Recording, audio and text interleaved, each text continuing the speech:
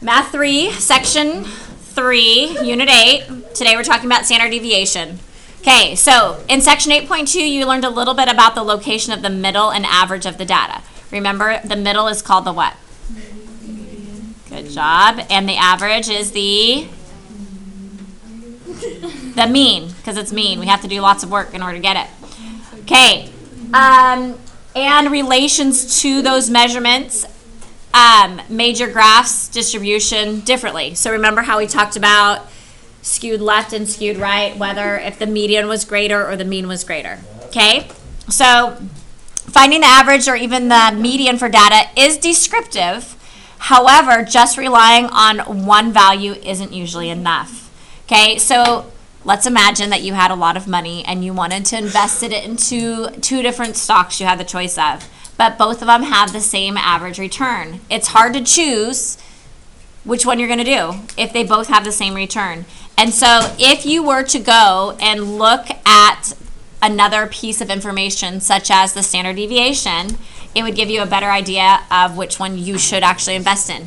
Because let's just say that, remember how we are looking at Elvira and also Bob's scores? What if they had the same averages for some reason? Would you rather go with Elvira or with Bob? You would want Elvira, right? Because her scores were all grouped together and they were more consistent, where Bob's were all spread apart and you never really knew what you were going to get. So although they might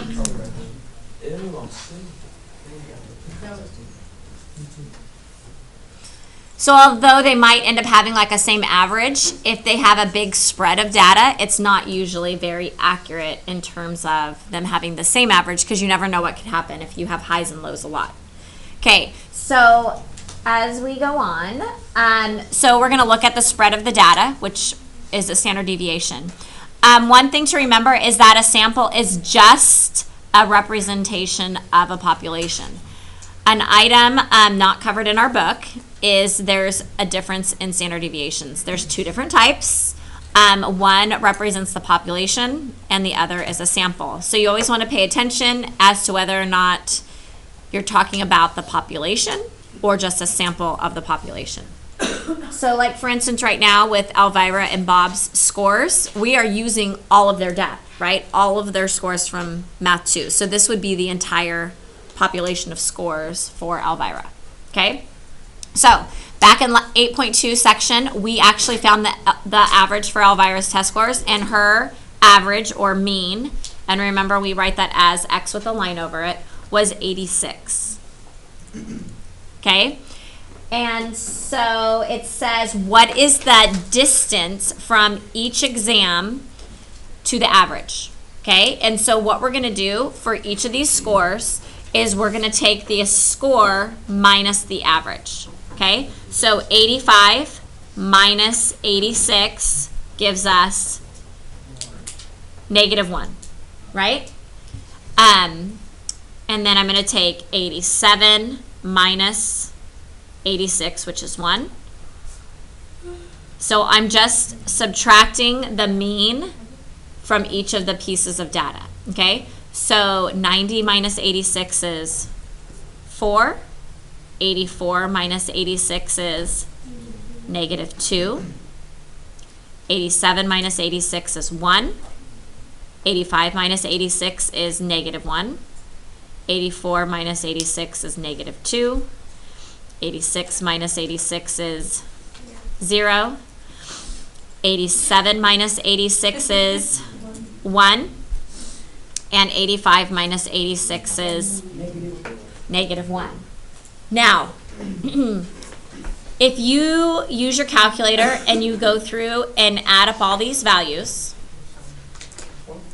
okay, so I'm going to take the sum of all of those values, okay, remember that means sum, so I'm just going to add all those up, and the answer to that is 0. Now, if you think about it, if you have an average number, it should end up being that all those numbers, the differences in them, should go back to that same number. Yes? This means sum, when you add up all the numbers.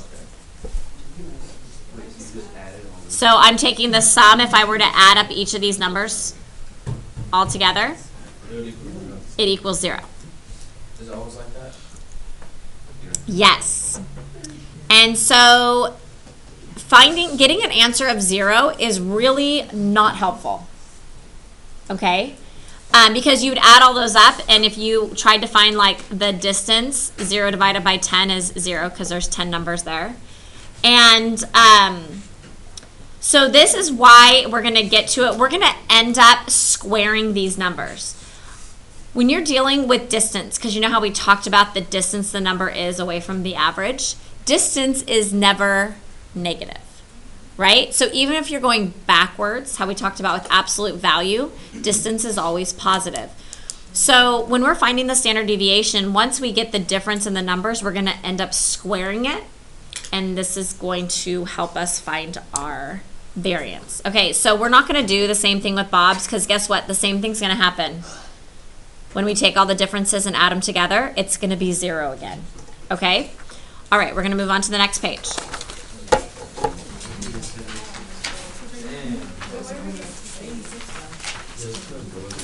We found 86 yesterday when we added up the original data and divided by 10. Her average score for the test was 86. Okay, standard deviation. So the standard deviation is a value that describes the spread of data. Okay, the larger the number, the larger the spread of the data. So going back to Elvira and Bob. Elvira, her scores were very close, which means her spread or her standard deviation should be a small number. Okay, where Bob's scores were very spread out, which means his standard deviation will end up being larger. Okay, and so we're going to end up going through this. We talked about this is the symbol for standard deviation. And before you can find the standard deviation, you have to find the variance. And the variance is the standard deviation squared. Okay? So you'll see variance. It has the little symbol here squared, and then that's your standard deviation symbol. The standard deviation can never be negative. Okay? And the value is, again, describing a distance. And distance can't be described as a negative. Okay, so we're going to look at Elvira's scores. Okay, so it goes through all the work on this one for us, and then we're going to end up doing Bob's on our own. So, again, when you took the average of Elvira's scores, we added each of these scores together and divided by 10 in order to find our mean. And remember, that is the symbol for mean. The mean was 86. Okay, in order to find our standard deviation, we first have to find the variance. Right now, this is when they are finding the variance. Okay. Once you get the variance, for instance here, they end up finding the variance as 3. You take the square root of the variance, and that gives you your standard deviation. I'm going to go back through here for finding the variance. So we did this on the other page, but what they've done here is they've taken each of the original values and subtracted the mean and then squared it. Does that say standard deviation?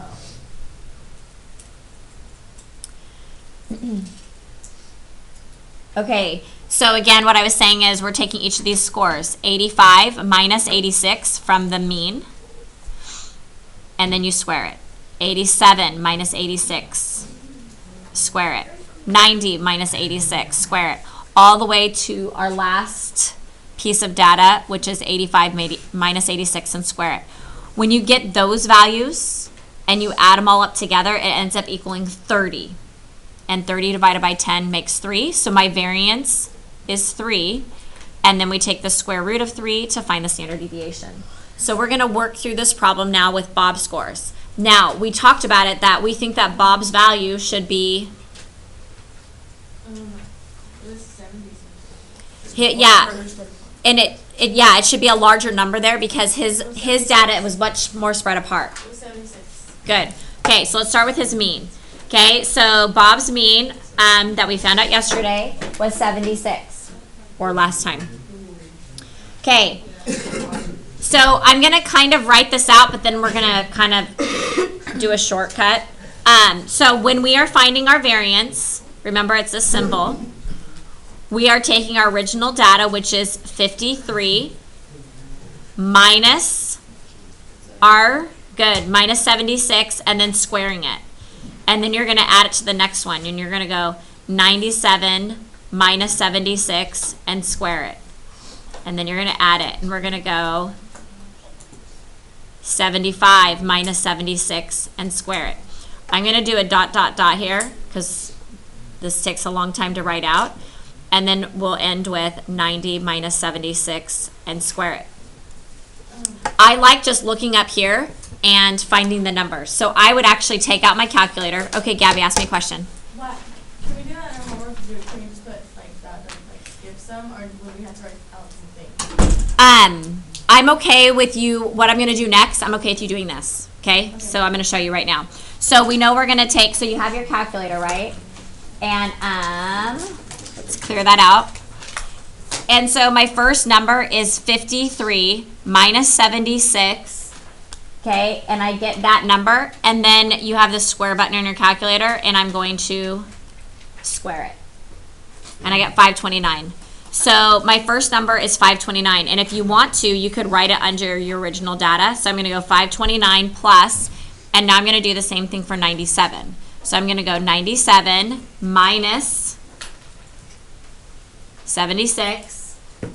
We get 21, and then we square it. And I get 441 plus. Now I'm going to go to the next one. So we're going to go 75 minus 76. That one's negative 1. We square negative 1 and we get 1. Okay. 80 minus 76 is 4, and we square it and we get 16. good. 90 minus 76. Oops. Okay, is 14, and then we square it and we get 196. Good. Okay, so we're going to keep going through here. I'm going to take the calculator off the screen here because it's hard to see everything. Okay, so 45 minus 76 gave us negative 31, and we square it and we get 961. 71 minus 76 is negative 5, and then square it and it's 25. 99 minus 76 is 23, and 23 squared is 529? Yeah. Good. Okay, and then we have 60 minus 76, which is negative 16, and you square that and you get, good. And then the last one, 90, I've actually already done 90, and so I'm just going to look at that number, and I know I'll end up getting 196. Okay, once you have all those values, you're going to take the average of those values. So we're going to add all of them up. So in your calculator, we can go 529 plus 441 plus 1 plus 16 plus 196. 961, 25, 529, 256. Okay, and when I added all those together, I got 3,150. And then we take the average, so we're dividing that by 10, which means we get 315, which is our, Variance, right? yep, variance.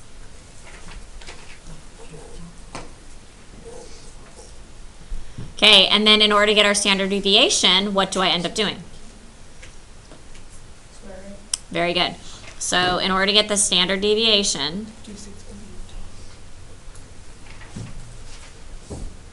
we do the square root of 315 because that's what my variance was. And when you type that into your calculator, we get 17 point what?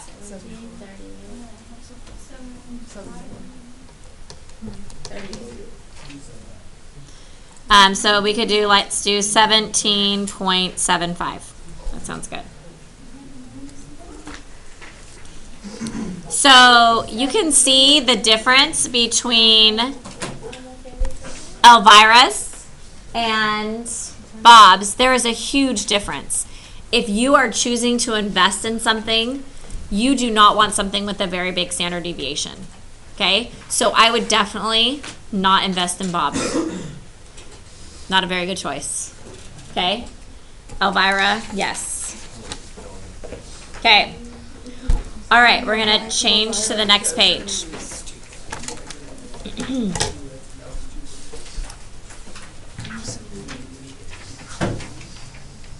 Okay, this is something important, and it's going to end up showing up on your test, so I really want you guys to make sure that you're kind of focusing on this. Graphs can give you a good idea of what the standard deviation is approximately equal to. The most important item is to understand the units of measurement on the axis, the x-axis. If no values are given on the x-axis, you can still estimate what the approximate value for your standard deviation is. So we're going to kind of work through this. So here it says, suppose you're giving this following graph, okay? Now have each column represent an integer. So since there were no numbers here, we're just going to start with the first one being 1 going up to 9. Now, we have to start by finding the mean of this data, or the average. Do you guys remember how to do this? Add them all up. So this first x represents 1. I'm going to write this out. 1 plus, this one is going to be 2 plus. Now on this one, I'm going to go, good, I'm going to go 3 times 2. Or if you want to write 6, you can write 6. 3 is my number, but there's 2 of them. So that's why I'm doing 3 times 2. So on the next one, my number is 4, but there's only 1, so I don't have to worry about multiplying. And then we have 5 times 3, or 15. And we have 6 times 2. And then we have 7 times 2. And then we have an 8 and a 9. Now, if you go through, how many x's are there? How many pieces of data are there? 14. 14 is correct. So we're going to add all those up. If you go through and add all those numbers up, it should equal 71. And 71 divided by 14 is,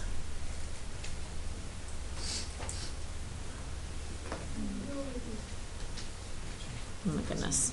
Okay, 5.07. So far, so good. Okay. Now, that is just your mean, right? That's the average of the data. Okay? Would it make sense that your mean should be around 5 by looking at this data? Yeah. Yeah, and it looks like kind of a pretty normal distribution. Okay? All right, so the next thing they want us to find is our standard deviation. But in order to find the standard deviation, we have to first find the variance, right? By going through and squaring all of them, and then at the end, we then take the square root. Okay. Yes, it is slightly annoying.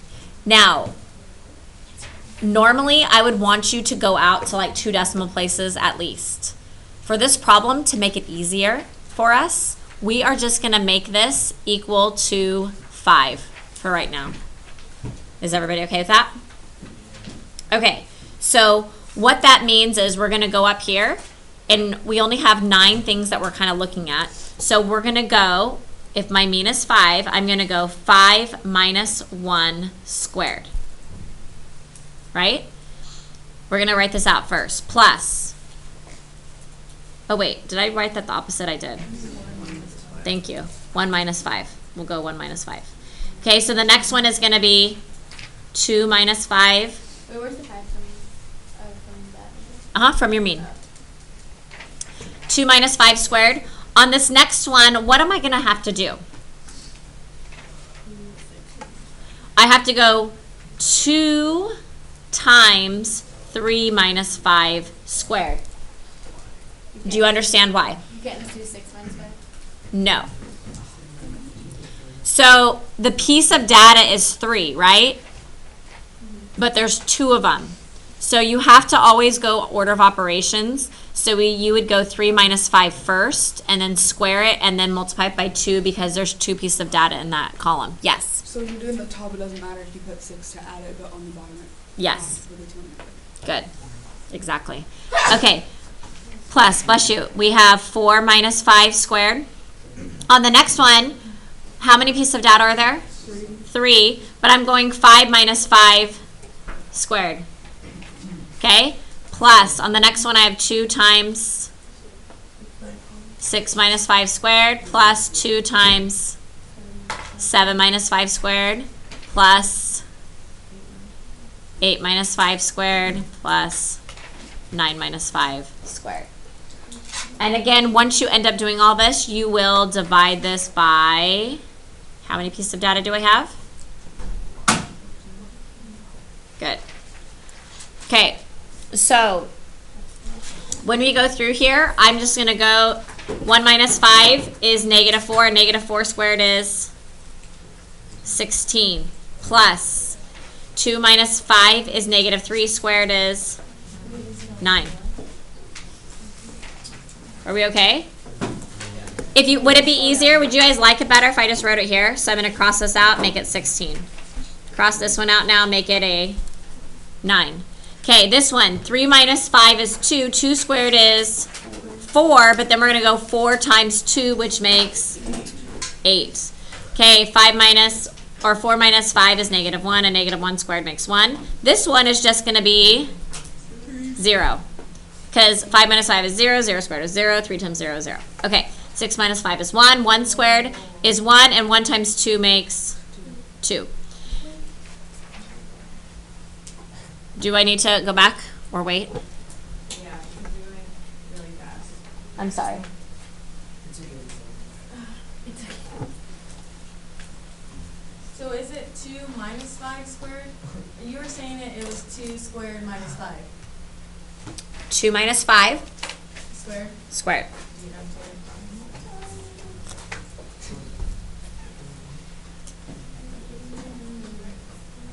Start laughing, babe.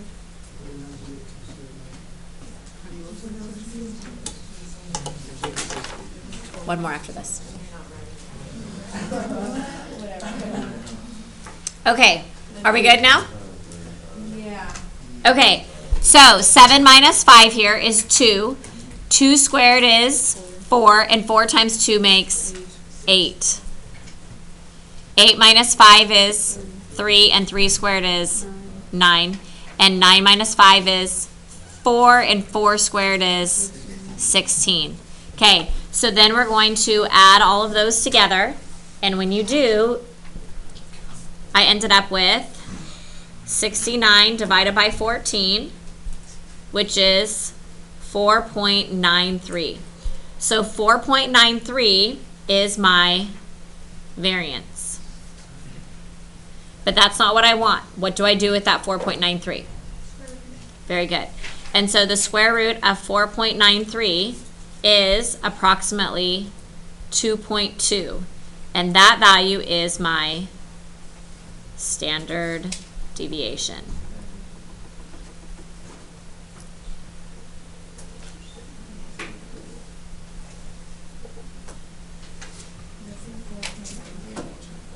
$4.93.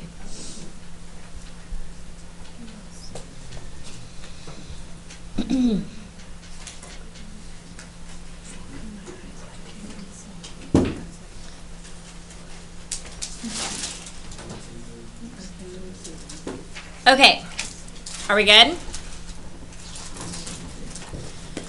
So now it goes on and it says, and you guys, this is important for us to understand this, and it takes a little time to go through. Yeah. But I want you to understand it. So I'm going to end up giving you some numbers, okay? So now they said, now someone reveals that the actual values of the graph, and they want to know, well, then what is the new mean and the new standard deviation? And the reason why we're going through this is, like, here we didn't know what the numbers were, so we guessed. All of a sudden now they're like, just kidding, we have the numbers. Here they are. Well, you're not necessarily going to have to go back and do all the work again, okay? But we're gonna do all the work so that we understand why we don't have to do all the work, okay? And when I say we're gonna do all the work, I'm just gonna do it all for you and tell you. Okay, so in order to find the mean on this one, are you guys okay with that? We'd end up going 10 plus 20 plus 2 times 30, right? You with me on this? All the way, let's just do dot, dot, dots now, till we get to 90. We are still going to divide by 14 because there is still 14 pieces of data. Okay? Equals, and we end up with 710 when you add all that together, and we divide that by 14, and I end up getting 50.7. Now, if you look at this 50.7 and this 5.07, what do you notice that happened? The decimal moved one place.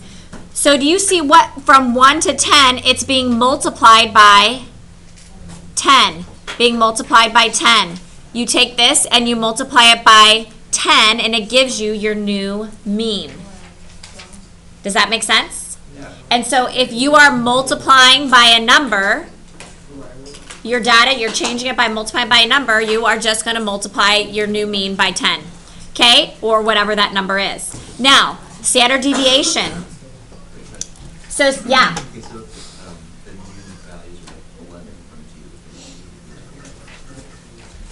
2. Yeah, if you multiply it by 11, then you'd end up multiplying that by 11.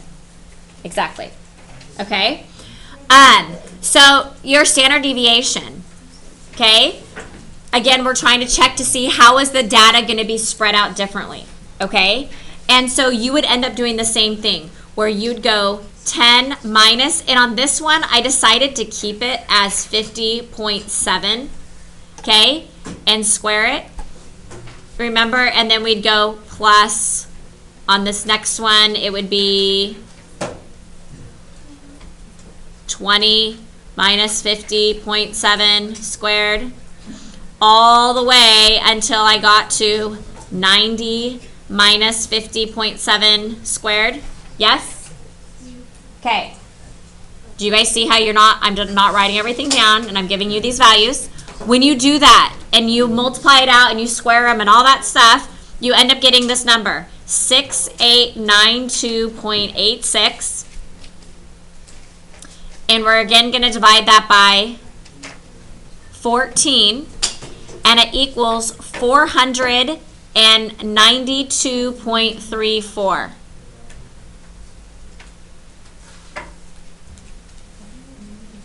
Okay, now remember here how instead of doing 5.07, I did 5. So you can see that it's pretty much the same value. It's just a little off because I didn't do the complete value, okay? And then when you end up taking the square root of this to find the standard deviation is 22.2. So let's look at this standard deviation and this standard deviation. What happened? Yeah, they multiplied it by 10 as well. If you take 2.2 and you multiply it by 10, it makes 22. Okay? And so that means that when you're multiplying the set of data by a number, you will end up multiplying both the standard deviation and the mean by that value. Okay? And I'm disappointed that I'm seeing some people with cell phones out right now and are not listening to what I'm saying. So the relationship is that both pieces of information ended up being multiplied by 10. And just like we kind of talked about, if they'd end up multiplying everything by 12, that means each of these pieces of information would have been multiplied by 12. Okay, so whatever the value is that they change it by. Okay, on the back side. Oh, wait. Oh, I'm sorry. Sorry, I was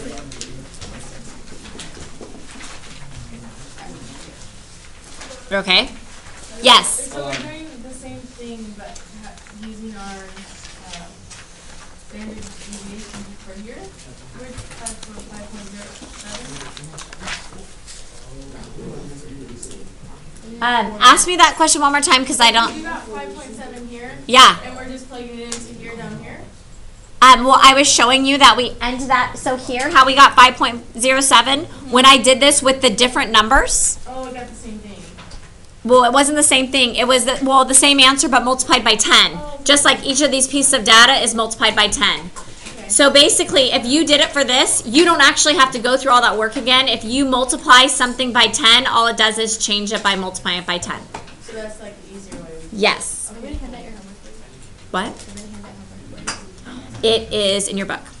Okay, we are not going to go through this whole page right now. We'll probably come back to it later. But just so you know, this one is doing, if you notice here, instead of this being 1 now, it's 4. So what they did is they ended up adding 3 to every piece of data. So this one is different because they end up adding 3 to everything versus multiplying it by something. Okay, now what ends up happening, and I'm just going to give you the answers here. When you added each of these by 3, you end up getting 113 divided by 14, which is 8.07. If you look back, how did it change? How did it change from 5.07 to 8.07? They added the 3. Now, the standard deviation on this one ends up being the same, 2.22. So the average changes, but the standard deviation stays the same because all it's doing is making your smallest one 3 up. It's taking your biggest one, moving it 3 up. So it ends up staying the same distance. It's just shifting. Okay? So if you go right here, if you multiply each item by a constant, it changes. It multiplies the original mean by the constant. The standard deviation also changes. Okay? And it multiplies by the constant, and they mean constant like whatever that constant number is. Ours happened to be the constant number 10. Okay, now when you add, so notice here's adding, this one was multiplying. When you add, the mean changes and it adds the constant,